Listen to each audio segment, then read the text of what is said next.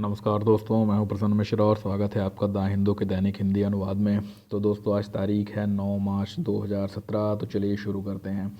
तो दोस्तों, एक खबर है शुरू में, Compassion International to wind up India operations, यानी कि जो कंपैशन इंटरनेशनल है तो भारत में उसका जो ऑपरेशन जो कार्य चल रहा था तो अब उसको वो समेट लेगा, यानी कि उसको वो बंद कर देगा। तो खबर में कुछ भी खास महत्वपूर्ण नहीं है, खाली ये जान के रखिए कि इसमें कुछ राजनीतिक मुद्दे समाहित हो गए थे जिसकी वजह से ये कदम उठाया गया है। तो है क्या कि ये माना जा रहा है कि इसके पीछे आरएसएस और कंपैशन इंटरनेशनल के बीच जो एक विवाद था वो हो सकता है, क्योंकि कंपैशन इंटरनेशनल जो है तो वो एक क्रिश्चियन संस्था है, यानी कि ईसाई संस्था है। और यहाँ पर आरएसएस का ये आरोप था कि वो यहाँ पर धर्मांतरण के मकसद से हैं। तो इस वजह से कुछ विवाद ऐसे थे और वो हमारे लिए जानने महत्वपूर्ण नहीं है क्या था। तो इस वजह से इन्होंने यहाँ पर अपना कार्य बंद कर दिया है। तो दोस्तों, यहाँ पे एक है खबर, cooking gas connection for all by 2 जून नायडू, यानी कि आप देखेंगे यहाँ पे चंद्रबाबू नायडू की तस्वीर बनी हुई है। तो चंद्रबाबू नायडू ने कहा है कि आंध्र प्रदेश में इस साल 2 जून तक हर व्यक्ति के पास कुकिंग गैस का, यानी कि खाना पकाने की गैस का कनेक्शन होगा। और सिर्फ इतना ही नहीं, उन्होंने कहा कि 2019 तक हर घर में टॉयलेट यानी शौचालय की सुविधा भी वो देंगे। तो ये जो उन्होंने घोषणा की है तो अंतर्राष्ट्रीय महिला दिवस के दिन की है। तो दोस्तों, यहाँ पे लिखा हुआ है कि mega tulip festival in Srinagar from April 1, यानी कि 1 अप्रैल से श्रीनगर में एक विशाल ट्यूलिप उत्सव होगा। तो दोस्तों, ट्यूलिप क्या होता है? एक फूल होता है। तो यहाँ पर क्या है कि कश्मीर में टूरिज़्म को बढ़ावा देने के लिए, कश्मीर में पर्यटन को बढ़ावा देने के लिए अपनी तरह का एक पहला सरकार द्वारा आयोजित 15 दिन लंबा एक फेस्टिवल, एक उत्सव किया जाएगा, जिसमें कि एशिया का जो सबसे बड़ा ट्यूलिप गार्डन है तो वहाँ पर ट्यूलिप के फूलों का प्रदर्शन किया जाएगा। तो दोस्तों, एक खबर है कि जो महादेश्वर जी होंगे, विश्वनाथ महादेश्वर, तो वो मुंबई के अगले मेयर होंगे। ठीक है। तो ये जो क्वेश्चन है छोटे छोटे, तो ये अक्सर आते रहते हैं कई सारे एग्जाम में। और मुंबई चूँकि महत्वपूर्ण शहर है तो आपको जानना चाहिए कि वहाँ के मेयर कौन हैं। तो दोस्तों, पहले पेज में एक खबर छूट गई थी तो उसको बताता हूँ। CSIR take shut down for lack of funds, यानी कि CSIR टेक नाम की जो एक संस्था थी तो फंड की कमी से, वित्त की कमी से बंद हो गई है। तो दोस्तों, आपको बताऊँ कि CSIR प्राइवेट टेक लिमिटेड जो थी तो वो CSIR आपने सुना होगा कई बार, तो उसी से एफिलिएटेड यानी उसी से संबद्ध एक कंपनी थी। ठीक। और है क्या कि ये पिछले कई वर्षों से चली आ रही थी, पिछले 6 वर्षों से चली आ रही थी, लेकिन अभी क्या है कि फ़ंड की कमी की वजह से अब इसको बंद कर दिया गया है। तो यहाँ पर ये कहा गया है कि set for commercialisation of scientific R&D in India, यानी कि भारत में जो वैज्ञानिक रिसर्च एंड डेवलपमेंट यानी कि शोध और विकास का कार्यक्रम है तो उसके लिए एक ये दुखद खबर है। ठीक। तो आपको बता दूं कि जो CSIR है तो भारत का बहुत पुराना संस्थान है, 75 वर्ष पुराना संस्थान है। और इसके पास 37 लैब्स यानी कि 37 प्रयोगशालाएं हैं। तो यही जो 37 लैब्स हैं, तो जो इनोवेशंस या कि जो कि आविष्कार या नवाचार ये 37 लैब्स करती थी तो उन्हीं को कमर्शियलाइज़ करने के लिए, यानी कि उन्हीं का वाणिज्यिक रूप से उपयोग करने के लिए इसको बनाया गया था, CSIR प्राइवेट टेक लिमिटेड। तो जैसे कि आपने देखा होगा कि एंट्रिक्स किसका है? वो इसरो का है। तो ऐसे ही CSIR का भी अपना एक था, लेकिन चूंकि क्या था कि फंड की कमी थी, उसके अलावा कुछ पेटेंट संबंधी अधिकार ये चाहते थे जो कि सरकार इनको नहीं दे रही थी, यानी कि उस चीज़ में इन्होंने जो अपनी मांगे रखी हुई थी वो इनको प्राप्त नहीं हुई थी। तो उस वजह से भी ये था कि इनको भी पेटेंट के लिए उसी रास्ते से होकर जाना पड़ता था जिस रास्ते से बाकी लोगों को जाना पड़ता है। तो इस वजह से भी इनका ये कहना था कि हमारा जो कार्य था वो रुक गया। तो इस वजह से अब इतनी इकोनॉमिक वायबिलिटी यानी आर्थिक व्यवहार्यता नहीं रह गई है CSIR टेक की कि अब उसे और आगे चलाया जा सके।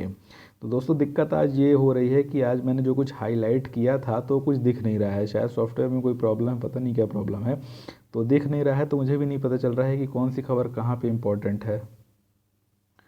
तो चलिए अंतर्राष्ट्रीय वाले पेज पे आते हैं। तो यहाँ पर लिखा हुआ है कि चाइना सीक्स कोरिया टॉक्स, यानी कि चीन चाहता है कि कोरिया जो है तो वो बातचीत करे। अब देखिए दोस्तों, जो कोरिया है तो आपको बता दूं कि कोरियाई प्रायद्वीप में दो देश हैं, तो एक है उत्तरी कोरिया, दूसरा है दक्षिणी कोरिया। लेकिन अगर मैं आपसे कहूं कि Democratic People's Republic of Korea कौन सा कोरिया है, नॉर्थ है कि साउथ है, तो शायद आपको नहीं पता होगा। फिर पूछूं रिपब्लिक ऑफ कोरिया कौन सा है, नॉर्थ है कि साउथ है, तो वो भी नहीं पता होगा। यानी कि आपको एग्जैक्ट नाम इन दोनों देशों के नहीं पता होंगे कि क्या है। तो जैसे भारत का नाम जो है तो वो है रिपब्लिक ऑफ इंडिया, ठीक। तो वैसे ही हर देश का अपना कुछ ना कुछ ऐसा नाम होता है, विशेष नाम, जिसके बारे में लोग नहीं जानते हैं।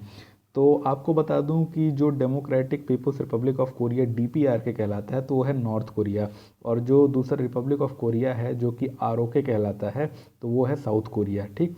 तो आप इसको ध्यान में रखिएगा कि DPRK क्या है। तो यहाँ पे आपको बता दूं कि चीन ने अपनी एक नई प्रकार की नीति, एक नया प्रकार का फॉर्मूला प्रस्तुत किया है, उसका नाम है डबल सस्पेंशन। डबल सस्पेंशन का मतलब ये होता है कि दोनों तरफ से नरमी बरती जाए। तो है क्या कि आपको बता दूं कि अभी क्या हुआ है कि उत्तर कोरिया विभिन्न प्रकार की मिसाइलों के परीक्षण कर रहा है, और अभी कल परसों ही मैंने आपको बताया था कि उसने कुछ मिसाइलें छोड़ी थी जो कि जापान की समुद्री सीमा तक पहुंच गई थी, ठीक। तो उसमें क्या है कि अब इन देशों के बीच, खासकर उत्तर कोरिया दक्षिण कोरिया के बीच जो तनाव है तो आगे चल के और ज़्यादा बढ़ सकता है, क्योंकि US ने वहाँ पे जो थाड लगाना था तो उसकी पहली खेप भेज दी है, अब वो वहाँ पे लगने ही वाला है।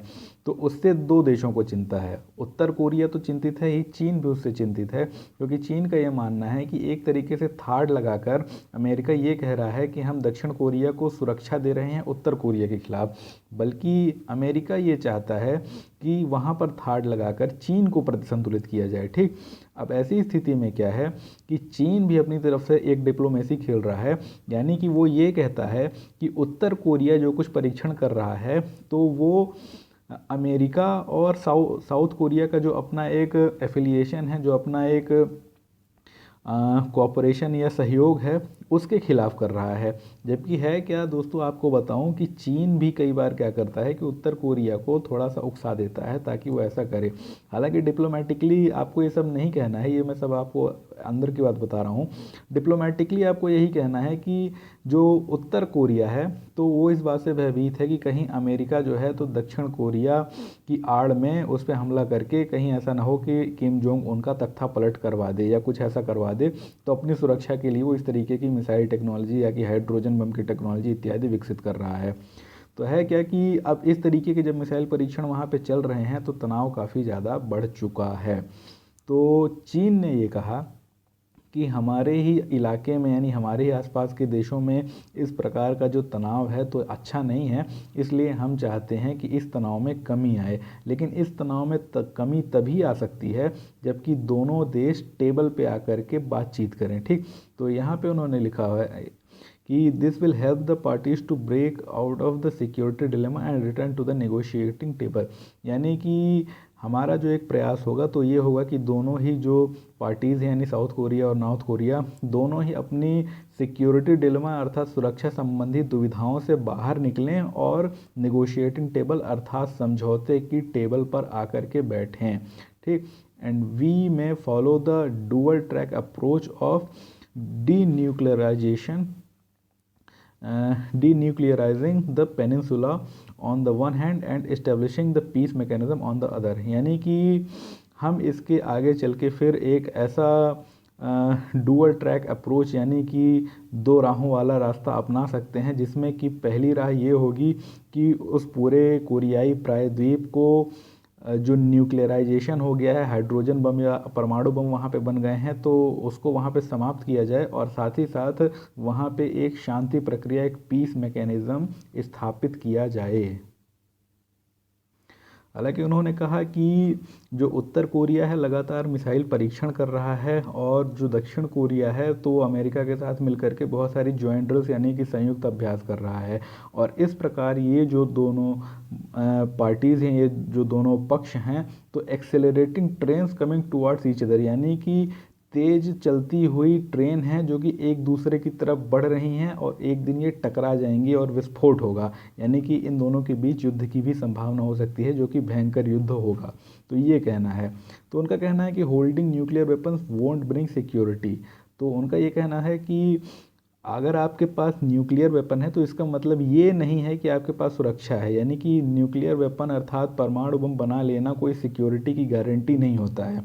और दूसरा उनका कहना था कि using military force won't be a way out, यानी कि जो आम मिलिट्री होती है तो वो कभी भी गैर परंपरागत नहीं होगी। तो आपको बता दो दोस्तों कि आज की तारीख में हर देश ये सोचता है कि जो परंपरागत रूप से फौजें हैं उनके पास, तो आगे चल के शायद उतनी उपयोगी नहीं रह पाएंगी। उपयोगी होगा आगे चल के परमाणु बम। और जिसके पास परमाणु बम है तो उसके पास सेना चाहे कितनी भी छोटी हो वो बहुत मजबूत होता है, और जिसके पास परमाणु बम नहीं होता है तो उसकी सेना कितनी ही बड़ी हो वो कमज़ोर होता है। ये आज की तारीख में लोग अपनी तरफ से सारे देश एक संकल्पना विकसित कर रहे हैं। तो उसी को चीन ने क्या किया है कि डिफाई किया है, यानी कि उसको गलत ठहराया। और उसका कहना है कि न्यूक्लियर बम हो करके भी आपकी कोई सिक्योरिटी कोई बहुत ज़्यादा गारंटी नहीं है। और उसके बाद जो मिलिट्री है, जो कि कन्वेंशनल मिलिट्री या पारंपरिक मिलिट्री है, वो कभी भी गैर परंपरागत नहीं होगी। ऐसा नहीं होगा कि उसकी जो आवश्यकता थी वो कम हो जाए और सिर्फ परमाणु बम के ही दम पे कोई भी देश अपनी सारी सुरक्षाओं की आवश्यकताओं को पूरा कर ले। हालांकि दोस्तों यहाँ पे एक जो महत्वपूर्ण बात उन्होंने कही वो ये कही कि दरअसल पे उत्तर कोरिया का जो परमाणु संबंधी मामला था तो उसको क्या किया कि यूएस ने सिर्फ अकेले ही हैंडल करने की कोशिश की। यानी कि उसमें सिर्फ जो पार्टीज थे तो एक तरफ यूएस पार्टी बन गया, एक तरफ उत्तर कोरिया पार्टी बन गया, और उन्होंने इस मामले को निपटाने की कोशिश की। जबकि उनका ये कहना था कि इसमें जो सबसे महत्वपूर्ण पार्टी था उसको इग्नोर किया गया, उसको किनारे रखा गया, और वो था चीन। और उनका ये कहना है कि इस मामले में जो चीन है तो वो इंडिस्पेंसेबल, यानी कि वो ऐसा है कि उसे टाला नहीं जा सकता। यानी कि चीन का जो रोल है, चीन की जो भूमिका है तो इस मामले में अनिवार्य है, और बिना चीन के बीच में आए यूएस और नॉर्थ कोरिया के बीच जो अनबन चल रही है परमाणु बम के मुद्दों को लेकर के, वो कभी भी सुलझने वाली नहीं है। तो चीन का ये कहना है कि हम ही इकलौते रास्ते हैं जिसके माध्यम से यूएस उस परमाणु भय को, न्यूक्लियर थ्रेट को ख़त्म कर सकता है जो कि वो करना चाहता है।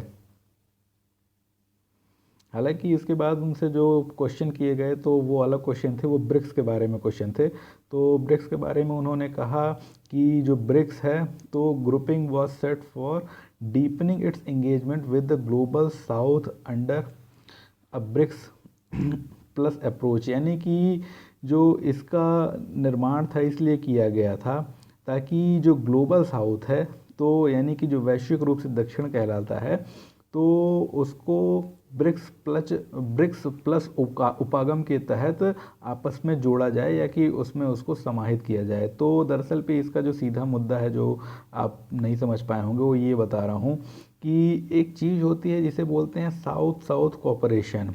तो आपको बता दूं कि दुनिया भर के जितने भी समृद्ध देश रहे हैं तो वो ज़्यादातर नॉर्थ में रहे हैं। तो उत्तरी गोलार्ध की मैं बात नहीं कर रहा हूँ, ठीक, यानी कि नॉर्थ हेमिस्फीयर या उत्तरी गोलार्ध की बात नहीं कर रहा हूँ।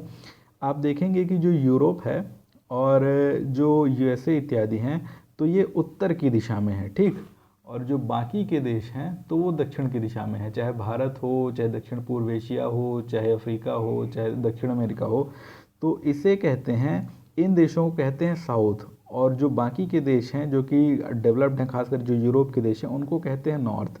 तो उसी वजह से जो एक नई संकल्पना आई है तो उसको कहते हैं साउथ साउथ कोऑपरेशन, यानी कि जो दक्षिण के देश हैं वो आपस में ही एक दूसरे का सहयोग करके एक दूसरे के विकास में एक दूसरे की मदद करेंगे, ठीक, उसी को साउथ साउथ कोऑपरेशन कहा जाता है। तो साउथ साउथ कोऑपरेशन का मतलब कहीं पर भी दक्षिणी गोलार्ध से नहीं है, ठीक, तो कभी भी ये मत सोचिएगा कि साउथ साउथ कोऑपरेशन का दक्षिणी गोलार्ध से कुछ लेना देना है। तो यहाँ पर ये कहा गया है कि जो ब्रिक्स है तो वो लगातार एक इमर्जिंग कंट्री ब्लॉक, यानी कि उभरते देशों का एक समूह बनता जा रहा है, और जिसका कि आगे चल के एक बहुत महत्वपूर्ण रोल होगा साउथ साउथ कोऑपरेशन में।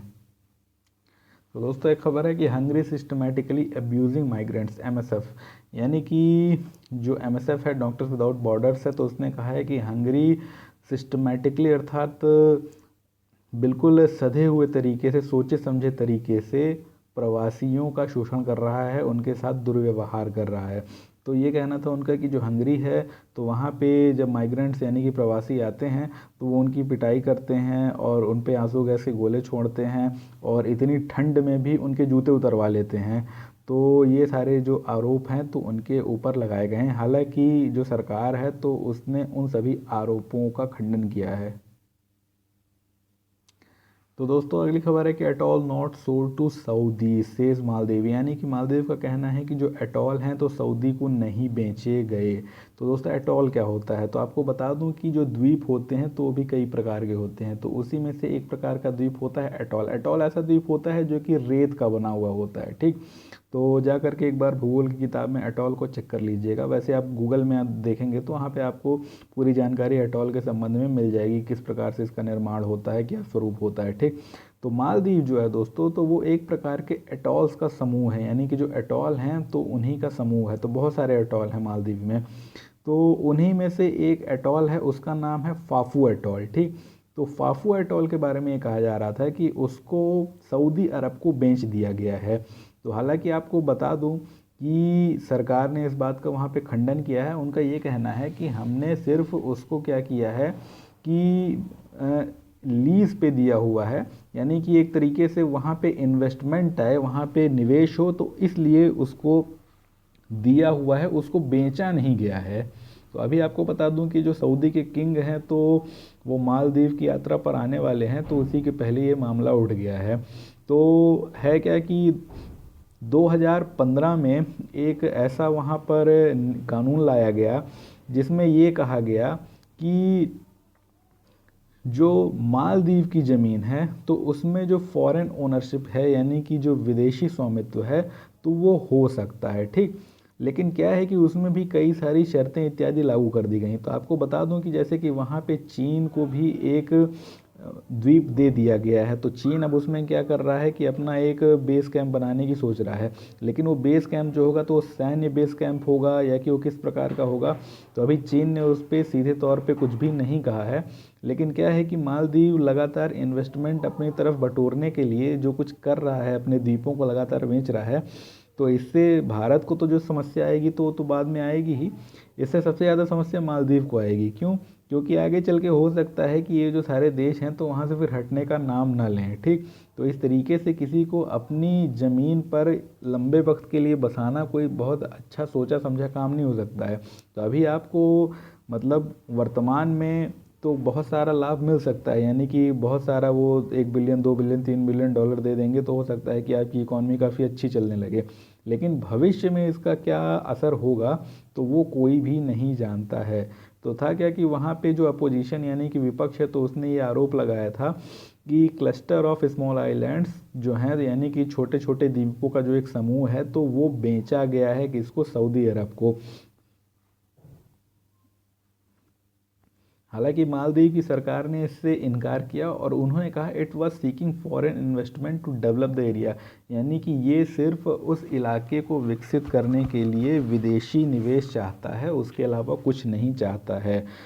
तो हालांकि दोस्तों आपको बता दूं कि जब विदेशी निवेश कोई वहाँ पर देगा तो उसको भी तो कुछ चाहिए होगा, तो वो शायद द्वीप की ही मांग कर रहे होंगे। तो दोस्तों यहाँ पे लिखा हुआ है कि centre plans for rural FMCG e sale, यानी कि जो केंद्र की सरकार है तो ग्रामीण स्थानों पर एफएमसीजी की इलेक्ट्रॉनिक बिक्री के लिए आगे आया है। तो दोस्तों सबसे पहले आपको बताऊं कि एफएमसीजी क्या होता है। इसको बोलते हैं फास्ट मूविंग कंज्यूमर गुड्स। तो फास्ट मूविंग कंज्यूमर गुड्स ऐसे पदार्थ होते हैं जो कि काफ़ी जल्दी जल्दी ख़रीदे जाते हैं और इनकी कीमत भी कोई बहुत ज़्यादा नहीं होती है और इनका आमतौर पे दैनिक उपयोग होता है, ठीक। और ये आवश्यक या कम आवश्यक दोनों हो सकती हैं, यानी कि एसेंशियल और नॉन एसेंशियल गुड्स दोनों हो सकते हैं। फिर भी आपको नहीं समझ में आया होगा तो उदाहरण देता हूँ, जैसे कि जो सॉफ्ट ड्रिंक्स हैं, ठीक, कोका कोला पेप्सी, ये एफएमसीजी में आते हैं। जो साबुन तेल इत्यादि के सामान हैं डेली के, वो इसमें आते हैं। जो डाइपर्स वगैरह हैं वो भी इसी में आते हैं। यानी कि इस तरीके की जो रोज़मर्रा की चीज़ें होती हैं बहुत सारी, तो उनको एफएमसीजी में गिना जाता है, ठीक। तो है क्या कि केंद्र सरकार का ये कहना है कि आज की तारीख में जो एफएमसीजी मटेरियल्स हैं तो इनकी भी क्या होने लगी है? इलेक्ट्रॉनिक बिक्री यानी ई सेल होने लगी है। तो ये कहना है केंद्र सरकार का कि हम चाहते हैं कि जो कॉमन सर्विस सेंटर जो कि सरकार चलाती है जिनको, उनके माध्यम से इनको बेचा जाए। तो जो कॉमन सर्विस सेंटर्स हैं दोस्तों, तो वो आपको बता दूं कि भारत में तकरीबन 2.5 लाख कॉमन सर्विस सेंटर्स हैं, यानी कि इनको सीएससी भी कहा जाता है। तो भारत में तकरीबन 2.5 लाख सीएससी हैं। तो इन सीएससीज़ का इस्तेमाल सरकार काफ़ी लंबे वक्त से सोच रही थी कि किस तरीके से किया जाए। तो ये सीएससीज़ जो हैं, तो आज की तारीख में ग्रामीण क्षेत्रों में जो इलेक्ट्रॉनिक रूप से ऑर्डर किए जाते हैं उनकी डिलीवरी का काम जो होता है, तो ये बड़े अच्छे तरीके से करते हैं। और इतना ही नहीं, आपको बता दूं ग्रामीण क्षेत्रों में जो वीडियोकॉन के आजकल D2H वगैरह लग रहे हैं और जो रिलायंस जियो वगैरह की सिम बेची जा रही हैं, तो उसमें भी इनसे करार किया गया, यानी सीएससी से करार किया गया है। और जो D2H वाले हैं या कि रिलायंस जियो के सिम वाले हैं, तो वो भी इन्हीं के माध्यम से अपना सामान बेच रहे हैं। और D2H वगैरह भी यही लोग जा कर के लोगों के घरों में लगा देते हैं। ठीक, तो है क्या कि इन सभी लोगों को इस चीज़ के लिए प्रशिक्षित किया जाता है, जिससे कि ये सब लोग इस कार्य को करने के लिए उपयोगी हो जाते हैं। तो सरकार ने कहा कि अभी जो बाबा रामदेव की पतंजलि आयुर्वेद है, तो उससे पहले ही समझौता हो चुका है और उस हिसाब से उनके साथ अब काम चालू भी हो गया है। और कुछ और भी कंपनियां हैं, जैसे कि Procter and Gamble and Crompton Greaves Corporation, ये सारी, तो इनसे हम बात कर रहे हैं कि ये लोग भी आकर के जुड़ें, जिससे कि इनका जो सामान है उसकी भी डिलीवरी इनके माध्यम से, सीएससीज़ के माध्यम से की जा सके। तो दोस्तों यहाँ पे लिखा हुआ है कि the government is focused on expansion of सीएससीज because of their inherent strength to transform rural India. यानी कि जो सरकार है तो पूर्ण रूप से इस बात पे केंद्रित है कि जो सीएससी हैं उनका विस्तार होना चाहिए, क्योंकि इसके अंदर एक निहित शक्ति है भारत के ग्रामीण क्षेत्र को रूपांतरित कर देने की। ठीक, and with the sale of FMCG products the door has been open for popularising e commerce through CSC. और साथ ही एफएमसीजी के साथ एफएमसीजी प्रोडक्ट्स के साथ के बिक्री के साथ एक दरवाज़ा खुल जाएगा, जिससे कि जो ई कॉमर्स का बिजनेस है वो सीएससी के माध्यम से लोकप्रियता को हासिल करेगा इन ग्रामीण क्षेत्रों में। तो दोस्तों यहाँ लिखा हुआ है कि there is an increasing demand of FMCG products in village, so it was decided to use the vast network of CSC to sell these products. यानी कि इस समय एफएमसीजी उत्पादों की गांव में काफ़ी ज़्यादा मांग को देखते हुए ये बात निश्चित की गई, इस बात का निर्णय लिया गया कि जो सीएससी का एक वृहद नेटवर्क है तो उसका इसमें इस्तेमाल किया जाए ताकि प्रोडक्ट्स को बेचा जा सके। और यहाँ पे लिखा हुआ है कि people in village can come to these centres and place order for the products they want online. यानी कि लोग आकर के इन केंद्रों में, इन सीएससी केंद्रों में जो प्रोडक्ट चाहते हैं तो उसके बारे में वो ऑर्डर दे सकते हैं और उसके बाद उसे ऑनलाइन मंगा लिया जाएगा। तो दोस्तों अगली खबर है कि रेगुलेटर आज government staff to avail tax ops. यानी कि जो रेगुलेटर है PFRDA, तो उसने गवर्नमेंट स्टाफ को, यानी कि सरकारी कर्मचारियों को ये कहा गया है कि जो टैक्स संबंधी एक छूट है तो वो उसका उपयोग करें। तो ये क्या मामला है आपको बताता हूँ। तो अभी आपको मैंने कल या परसों बताया था, कल ही बताया था शायद, NPS के बारे में, जिसमें ये कहा गया था कि अब लोग अपने EPF का जो पैसा है वो NPS में ट्रांसफ़र कर सकते हैं। और इसके अलावा EPS नहीं, जो सुपर एनोटेशन फ़ंड होते हैं जिनके बारे में कभी आपको बताऊँगा, तो उनका भी पैसा जो है तो अब वो NPS में ट्रांसफ़र किया जा सकेगा। तो दोस्तों है क्या कि सरकार ने 50,000 रुपये की एक एक्स्ट्रा IT डिडक्शन दी है, किसको? NPS को। तो ये क्या है आपको बताता हूँ। आपको मैंने क्या बताया था कि 2.5 लाख रुपए तक क्या है, कोई टैक्स नहीं देना पड़ता। ठीक, वैसे 3 लाख तक भी कोई टैक्स नहीं देना पड़ता। क्यों? क्योंकि जो 2.5 लाख के ऊपर एक्स्ट्रा 50,000 जोड़ेंगे, जब 3 लाख होगा तो उसमें क्या होगा कि जितना टैक्स लगना है उतने का बट्टा यानी रिबेट सरकार के द्वारा प्रदान कर दिया जाता है। ठीक, तो 3 लाख तक कोई टैक्स नहीं लगेगा। लेकिन अगर आप 3 लाख से ऊपर की लिमिट में जाते हैं तो क्या होगा कि फिर वहाँ पे टैक्स लगना शुरू हो जाएगा। लेकिन दोस्तों आपको ये बता दूँ कि सरकार ने ये कहा हुआ है कि जो लोग 3 लाख के ऊपर भी कमाते हैं, यानी जो 4.5 लाख तक कमाते हैं, तो अगर वो कुछ ऐसी स्कीमों के तहत अपना पैसा निवेश करते हैं जो कि धारा 80 के तहत आते हैं, तो उनको क्या मिलेगा, उसमें छूट मिलेगी। यानी कि उस पर उनको कोई टैक्स नहीं देना पड़ेगा। यानी कि 3 लाख तक तो नहीं ही देना पड़ता। जैसे कोई आदमी 3.5 लाख कमाता है तो वो क्या करे कि 50,000 उन स्कीमों में इन्वेस्ट कर दे, तो उसके बाद क्या होगा कि उस 50,000 पे उसको कोई टैक्स नहीं देना होगा। अब है क्या दोस्तों कि ये जो लिमिट तय की गई थी ना, तो उसमें क्या किया गया कि एनपीएस को और लोकप्रिय बनाने के लिए सरकार ने 50,000 की एक्स्ट्रा लिमिट दी। यानी कि जो 4.5 लाख रुपए की लिमिट थी उसमें 50,000 की एक्स्ट्रा लिमिट दी, लेकिन सिर्फ और सिर्फ एनपीएस के लिए। यानी कि एक व्यक्ति जो है तो अतिरिक्त 50,000 रुपये भी इन्वेस्ट कर सकता है और उस पर टैक्स नहीं लगेगा अगर वो एनपीएस में करता है तो। लेकिन अगर कहीं और करता है तो उसको लगेगा। यानी कि जो धारा 80 के तहत छूट है तो वो सिर्फ बाकी ही इंश्योरेंस कंपनियों में आपको मिल सकती है, लेकिन उसके ऊपर अगर आपको छूट चाहिए तो सिर्फ और सिर्फ एक कंपनी में, यानी कि सिर्फ एक संस्थान में मिलेगी। वो क्या है, एनपीएस। यानी कि जो 50,000 रुपये की एक्स्ट्रा डिडक्शन दी जाएगी तो वो सिर्फ एनपीएस के मामले में दी जाएगी। तो समझ गए ना आप? तो वही था कि एनपीएस का ये कहना था कि जब आपको ये छूट दी गई है सरकार के द्वारा तो कृपया आप उस 50,000 रुपये को हमारे यहाँ इन्वेस्ट करें, यानी एनपीएस में जमा करें। अब है क्या दोस्तों, महत्वपूर्ण बात आपको बताऊं कि लोग उसको जमा करेंगे नहीं करेंगे वो उन पे ऊपर निर्भर करता है, क्योंकि लोगों के अपने भी तो खर्चे होते हैं। ज़रूरी थोड़ी है कि हर आदमी जो है तो अपना सारा का सारा पैसा वो जमा ही कर देगा किसी तरह की इंश्योरेंस स्कीम में।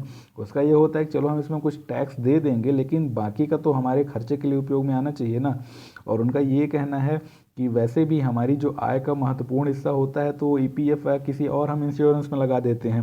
तो 4.5 लाख तक की जो लिमिट है तो वहाँ तक तो हमको वैसे भी पैसा नहीं लगता है। तो एक्स्ट्रा जो 50,000 की लिमिट है तो वो कोई बहुत ज़्यादा लोगों के लिए मायने नहीं रखती है, क्योंकि उनके पास जो अतिरिक्त पैसा होता है या तो कहीं ना कहीं उसको इन्वेस्ट कर चुके होते हैं, या वो सोचते हैं कि हम इस पर टैक्स दे देंगे लेकिन इसको खुद खर्चा करेंगे। ठीक। तो दोस्तों काफ़ी दिन से सोच रहे थे हम लोग कि इलेक्टोरल बॉन्ड के बारे में क्यों कुछ नहीं आ रहा है, तो अभी थोड़ा सा उसके बारे में आज जानकारी आई है कि electoral bonds to flag elections, यानी कि जो इलेक्टोरल बॉन्ड होंगे तो इलेक्शंस के लिए महत्वपूर्ण होंगे, यानी कि इलेक्शन को परिवर्तित करेंगे। तो दोस्तों यहाँ पे अरुण जेटली जी ने ये कहा है कि electoral bonds will be made available ahead of the election and would remain valid for a few days. यानी कि जो चुनावी बॉन्ड होंगे, इलेक्टोरल बॉन्ड होंगे, तो ये चुनाव के कुछ दिन पहले ही उपलब्ध होंगे और इनकी जो वैधता होगी केवल कुछ दिनों की होगी। यानी कि जब ये रिलीज़ होंगे, जब ये जारी होंगे तो उसके कुछ दिनों तक ही ये वैध होंगे, उसके बाद ये अपने आप समाप्त हो जाएंगे। यानी कि अगर कोई व्यक्ति इनको नहीं भुनाता है तो फिर इनकी कोई उपयोगिता नहीं रह जाएगी, यानी ख़त्म हो जाएगी। इसका कोई कंपनसेशन वगैरह नहीं मिलेगा शायद, क्योंकि यहाँ पर कंपनसेशन के बारे में नहीं लिखा है कि अगर बाय द वे वो डेट निकल जाती है तो कितने % काट के पैसा दिया जाएगा या क्या किया जाएगा, उसके बारे में कुछ नहीं लिखा है। तो वो तो मुझे भी नहीं पता कि उसमें क्या होगा, लेकिन शायद ऐसा है कि अगर उसकी डेट ख़त्म हो जाती है तो हो सकता है कि उस पर कोई भी सुनवाई ना हो और वो समाप्त हो जाए। तो यहाँ पर लिखा हुआ है कि the concept of electoral bond was introduced by the, यानी कि 2017 के बजट में इसकी जो अवधारणा थी वो प्रस्तुत की गई थी, ताकि जो चुनाव हैं तो उसमें जो फंडिंग होती है उसमें पारदर्शिता लाई जा सके। तो यहाँ पर लिखा है अगली खबर कि these bonds have to be authorised under a scheme under the Income Tax Act. यानी कि जो आयकर अधिनियम है तो उसके तहत ही क्या किया जाएगा, इसे अधिकृत किया जाएगा। इन बॉन्डों को आयकर अधिनियम के तहत ही अधिकृत किया जाएगा। ठीक।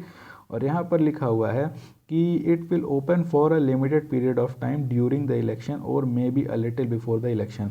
यानी कि ये इलेक्शन के दौरान या इलेक्शन के ठीक पहले बहुत कम समय के लिए या बहुत सीमित समय के लिए ही खोला जाएगा।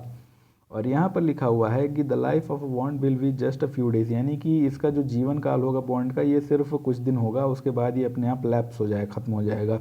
Knowing the manner in which people have laundered money the bond should not become the parallel currency. यानी कि इस बात को देखते हुए कि किस तरीके से लोग मनी लॉन्ड्रिंग या धन शोधन करते हैं, अर्थात काले धन को सफ़ेद धन में बदलते हैं, तो हम नहीं चाहते हैं कि ये जो है तो ये एक पैरेलल करेंसी की तरह, यानी कि एक समानांतर मुद्रा की तरह हो जाए। जैसे कि आपको बताऊं कि बाकी के कि जो गोल्ड बॉन्ड वगैरह होते हैं तो कैसे होते हैं, वो एक समानांतर मुद्रा की तरह कार्य करते हैं। तो है क्या कि जो किसान विकास पत्र है, गोल्ड बॉन्ड है, तो इन सब में कई बार फर्जी वाला जो मतलब कि ब्लैक मनी होती है वो भी लगी हुई होती है। तो यहाँ पे क्या है कि ये जो है यहाँ पर इलेक्टोरल बॉन्ड्स, तो ये भी गोल्ड बॉन्ड की तरह ना बन जाएं, यानी कि इसमें कोई काला धन ना अपना निवेश करने लगे। तो इसलिए क्या है, इसकी जो जीवन सीमा है वो काफ़ी कम रखी गई है, ताकि अपने आप लैप्स हो जाए, ताकि इसमें कोई अपना ज़्यादा पैसा इन्वेस्ट ना करे। तो यहाँ पर जो इसका पूरा मैकेनिज़्म दिया होगा वो दिया हुआ है कि जो एक बॉन्ड है तो वो सिर्फ और सिर्फ दानकर्ता के द्वारा ही खरीदा जा सकेगा, और कैश में नहीं खरीदा जा सकेगा। या तो इलेक्ट्रॉनिक पेमेंट से खरीदा जा सकेगा या तो चेक से खरीदा जा सकेगा। जैसे कि मैं कोई इलेक्ट्रॉनिक बॉन्ड मैं कोई इलेक्शन बॉन्ड खरीदना चाहता हूँ, तो मैं या तो चेक से खरीद सकता हूँ या कि फिर इलेक्ट्रॉनिक पेमेंट से खरीद सकता हूँ। यानी कि मैं कैश ले जाकर के वहाँ पे इलेक्टोरल बॉन्ड नहीं खरीद सकता। इसका सीधा सा मतलब है कि जो भी व्यक्ति इलेक्टोरल बॉन्ड खरीदेगा तो तुरंत पैसा जो डिडक्ट होगा, कटेगा, तो उसे खाते से कटेगा, तो तुरंत पता चल जाएगा कि इस आदमी ने एक इलेक्टोरल बॉन्ड खरीदा है। यानी कि ये आदमी किसी व्यक्ति को अब इतने रुपए, किसी पार्टी को अब इतने रुपए जो है तो वो दान करने वाला है। तो इससे जो स्पष्ट है वो तो पारदर्शिता आ जाएगी कि कितने लोग जो हैं तो उन्होंने इलेक्टोरल बॉन्ड खरीदे और किसको दिए। हालांकि भले ही ये बात स्पष्ट रूप से वहाँ पे ना हो कि किसको दिए, क्योंकि हो सकता है कि उसमें सिर्फ मूल्य लिखा हो, नाम ना लिखा हो, लेकिन इतना तो सरकार के पास रहेगा ही ना हिसाब किताब कि किन लोगों ने इलेक्टोरल बॉन्ड्स खरीदे, यानी कि वो कौन कौन से लोग थे जिन्होंने किसी न किसी पार्टी को चंदा दिया उनके माध्यम से। यहाँ पर लिखा हुआ है कि you can donate these bond only to a political party, यानी कि आप सिर्फ एक पॉलिटिकल पार्टी को ही, एक राजनीतिक दल को ही ये बॉन्ड दान कर सकते हैं। These are redeemable in only one account of that party registered with the Election Commission, यानी कि ये जो बॉन्ड होगा तो ये सिर्फ और सिर्फ उसी पार्टी के एक अकाउंट में जाकर के भुनेगा जिसे कि इलेक्शन कमीशन, चुनाव आयोग के तहत रजिस्टर्ड किया गया है। यानी कि आपको बता दूं कि जैसे कोई भी पार्टी होती है तो वो इलेक्शन कमीशन या चुनाव आयोग के पास जाकर के अपना अकाउंट नंबर दर्ज करवाती है, जिसमें ये बताती है कि इसमें हमारा जो चंदा है वो आएगा, ठीक। तो उसी जो खाते में है ये इलेक्टोरल बॉन्ड रिडीम होगा, भुनाएगा। यानी कि इससे स्पष्ट तौर पे पता चल जाएगा कि किस पार्टी के खाते में कितने बॉन्ड से कितने पैसे आए हैं। तो दोस्तों अभी ये तो पुरानी बात है, आप जानते होंगे कि जो 20,000 रुपये की सीमा थी, यानी कि एक व्यक्ति अगर 20,000 रुपये से कम का डोनेशन देता है तो उसकी कोई भी जांच पड़ताल या कि कोई भी खोज खबर नहीं रखनी होती है। यानी कि पार्टियां कह सकती हैं कि हमको आवश्यकता नहीं ये बताने की कि ये किसने दिया, ठीक। तो उसकी सीमा पहले ही कम करके 2,000 कर दी गई थी। तो इससे कई सारे जो पार्टियां थी वो थोड़ा सा इस बात के लिए चिंतित थी, हालांकि बहुत चिंतित नहीं थी लेकिन थोड़ा चिंतित थी कि अगर हम बहुत ज़्यादा पैसा इस तौर पे दिखा देंगे कि ये हमें इस तौर पे मिला है कि 2,000 से कम डोनेशन के द्वारा प्राप्त हुआ है, तो ये होगा कि जैसे किसी ने मान लीजिए कि 200 करोड़ रुपए इकट्ठा कर लिया, तो अगर 2-2 हज़ार रुपये भी देखें तो 200 करोड़ रुपए इकट्ठा करने के लिए तकरीबन मेरे ख्याल से 10 लाख लोगों को डोनेशन देना पड़ेगा। तो ये सवाल खड़ा हो जाएगा ना कि क्या इतने सारे लोग आपको डोनेट कर रहे हैं, यानी कि क्या आपको 10 लाख लोग डोनेशन देते हैं। तो कहीं ना कहीं अब उन पे एक नैतिक दायित्व तो बढ़ जाएगा कि अपनी बात को जो है तो स्पष्ट तरीके से सामने रखें कि उन्हें कौन कौन डोनेशन देता है। तो दोस्तों इस प्रकार से आज के द हिंदू का दैनिक हिंदी अनुवाद यहीं पर समाप्त होता है। कल फिर से मिलेंगे, तब तक के लिए धन्यवाद। शिवरात्रि, जय हिंद।